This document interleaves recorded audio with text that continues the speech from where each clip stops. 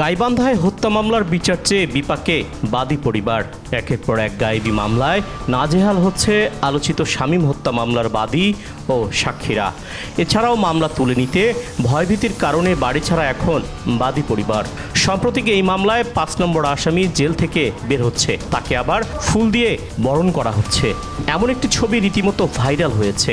এতে আতঙ্কে দিন পার করছেন মামলার সাক্ষীরাও। মামলা আমরা করার পরে তো আমরাই বিপদ, কারণ আমাদের পরিবার সহকারে আমরা সবাই এখন বিপদে, কারণ ওরা মামলা আবার আমাদের নামে করছে, করি আমাদেরকে সবাইকে হুমকি ধামকি দিচ্ছে, বাড়ি আমাদের ফির জামিন হওয়া যাওয়া লাগে কোর্টে, তাহলে ওরা আসামি হয় ওরা এখনো ঘুরে বেড়াচ্ছে, আর আমাদেরকে মনে করো যায় জামিন হওয়া লাগে কোর্টে যায়, তাহলে আসামিরা ঘুরে বেড়াবে, আর আমরা মনে করো নির্দিষ্ট আমরা কিসের মামলার বাদী, আর আমরা যা মনে করো কোর্টের মধ্যে যা মনে করো সারেন্ডার দেওয়া লাগে। তাদের ঘরে তারাই আগুন নাগে দিয়ে তারা মনে করো যে চেয়ারম্যান মেম্বার ডাকে নিয়ে এসিয়ে চকিদের ডাকে নিয়ে এসিয়ে দেখায়, তাহলে আমরা এখন বিপদে আছি। তাহলে ব্যাপার হলে কি, তাহলে খেতা বালিশে আগুন লাগে দিয়ে তারা যদি আজকে এইরকম করতে পারে, তাহলে আমরা একটা হত্যা মামলা হইলো, আমার ভাই মারা গেল, আমার ভাই মারা যাওয়ার পরে তাহলে আমরা পুলিশের কোনো পদক্ষেপ পাচ্ছি না, আসামি কোনো এখন পর্যন্ত কোনো আসামি ধরতেছে না।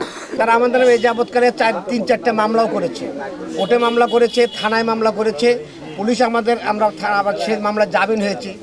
আমরা প্রকৃত হত্যাকারীদের বিচার চাই, যারা হত্যার সঙ্গে সরাসরি জড়িত, তাদের দেশের আইন অনুযায়ী তাদের জন্য হত্যাকাণ্ডের প্রকৃত বিচার আমরা চাই। প্রাণনাশের হুমকি দিচ্ছে এবং তাদের জেলের ভাত খাওয়াবে, এরকম বিভিন্ন ধরনের হুমকি দিচ্ছে। এখন এগুলোর হুমকির ভয়ে তারা দাঁড়িয়ে পূজা বাসা ভাড়া নিয়েছে, বাড়ি এখন ফেরালি পড়ে আছে। গত 18 ডিসেম্বর কিশোর গ্যাংয়ের হামলায় ডিপ্লোমা পড়ুয়া শিক্ষার্থী শামীম মিয়া নিহত হন। নিহতের বাবা 10 জনের নাম উল্লেখ করে গাইবান্ধা সদর থানার মামলা হলেও এখন পর্যন্ত গ্রেপ্তার হয়েছেন একজন। এ নিয়ে শহর জুড়ে সামাজিক আন্দোলন হলেও সময় গড়িয়েছে অনেক, আলোর মুখ দেখেনি হত্যার মূল রহস্য।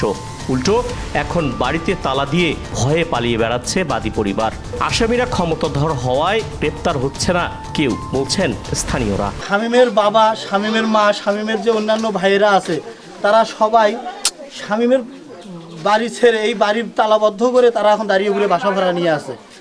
তারা বিভিন্ন হুমকি ধামকিতে আছে, তাদেরকেও প্রাণনাশের হুমকি দিচ্ছে, মৃত্যুর হুমকি দিচ্ছে।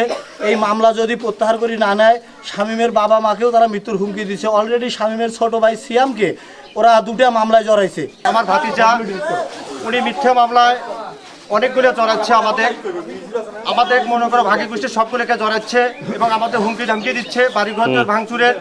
কারণ এই মামলা না উঠে নিলে আমাদের বলে ফিরে আবার কাস্টডির মধ্যে দাঁড় করাবে। এদিকে মামলার তদন্তকারী কর্মকর্তা বলছে আসামি গ্রেপ্তারে অভিযান করা হচ্ছে। আসলে আমরা তো আছি, তৎপর আছি আসামি গ্রেপ্তারের ক্ষেত্রে, কিন্তু আসামি ট্রেস করতে পারতেছি না। মূল আর কি আগে পরে যেগুলোই থাক না কেন, এগুলা ধরার জন্য তো আমরা তৎপর। শুধু আমরা থানায় কাজ করতেছি না, সবাই ডিবি আছে, র্যাব আছে, সবার সহযোগিতায় কাজ করতেছি। আবার বাদীপক্ষ তাদেরও সহযোগিতা নিচ্ছি আমরা, ওরা তো জানেই না। ওরকম আমার কাছে তথ্য নেই। আসামিরা ভয় ভেদে দেখাচ্ছে ওদেরকে, এটা তো আমি জানি না ভাই। যদি এরকম দেখায় থাকে তাহলে ওরা থানায় জিডি করুক।